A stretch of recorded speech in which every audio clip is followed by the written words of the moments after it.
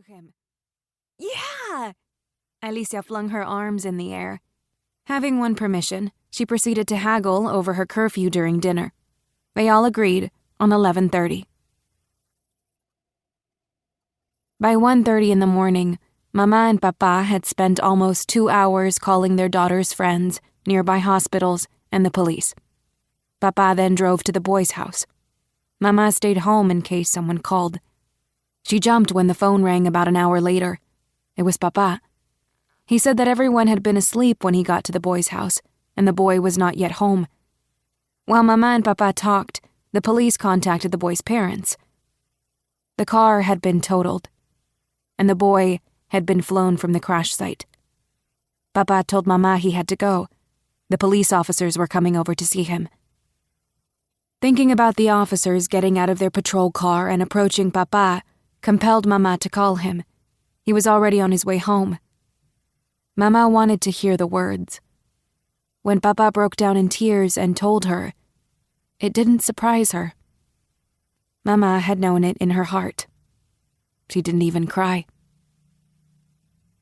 Alicia is with God, was all she said. Right then, Mama stopped worrying about her cherished daughter. For 16 years, Mama had worried day and night about a million things. She worried about her daughter's health, diet, safety, studies, values, friends, and after-school activities. Her latest worry had been about the physics teacher. Was he good enough to give Alicia a strong science foundation? Alicia had voiced an interest in studying interior architecture. She needs physics for that, Mama had thought. As those worries lifted and vanished, a vacuum took their place. In it, questions arose. What happens now? Does life continue? Do I keep on living? And if I do, how? When Papa arrived home, Mama could hardly absorb his words. He said that the officers had followed him when he left the boys' house. They had been intent on making sure he didn't drive to the crash site.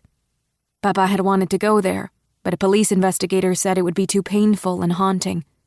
So Papa suggested that the investigator take the boys' school yearbook and use Alicia's picture in it to make the identification. At 4:30, the investigator called Mama and Papa to confirm their worst fears. The dead passenger was indeed their daughter Alicia. The yearbook picture, and the Baltimore crab charm of her name that dangled from the keys in the passenger's purse, had been enough to make a positive ID. He said that the boy was in the shock trauma center in Baltimore. Going more than 20 miles above the speed limit in a standard shift car he had only driven for the last few weeks, the boy had lost control. The car slid into the embankment.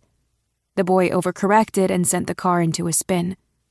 On the poorly lit country road, about a 5-minute drive from Alicia's home, the car hit a telephone pole on the passenger side. Months later, when Mama read the final police report, she found out that according to the autopsy, her slender, 4 feet 11-inch daughter had died instantly, with her seatbelt on. There had been no drugs, no alcohol. Speeding and inexperience were listed as the causes. Lying in bed for the next couple of hours in their dark and suddenly empty home, Mama and Papa hugged in silence. So many questions crowded Mama's mind. How would they tell Veronica that her little sister had died? How could they deliver such news in a long-distance telephone call? Life had handed Mama and Papa a situation they had no idea how to approach. Paralyzed, they waited for dawn. Maybe daylight would bring the answers. Chapter 2. Papa. Papa awoke from a restless sleep around 3 a.m.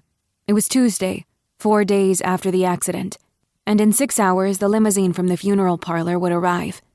He had set aside the suit and tie he would wear. He still needed to get his speech ready. Since Saturday, the house had felt like an airport, bursting with people, well-meaning people, coming and going. They had brought salads and casseroles. There had been awkward words, tears, silences, hugs. Dozens of tissue boxes decorated with Disney characters popped up and spread throughout the living room.